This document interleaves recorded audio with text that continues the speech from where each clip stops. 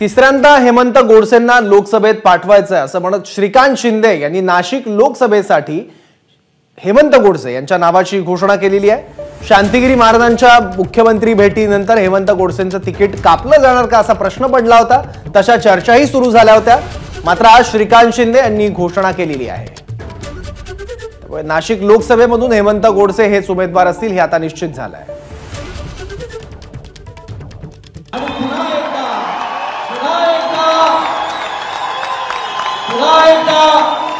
आपल्या सगळ्यांना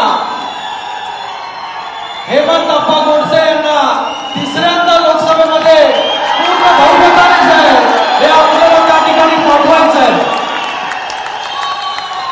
गेले अनेक वर्ष हेमंत गोडसे जे आहेत या लोकसभेसाठी काम करतात।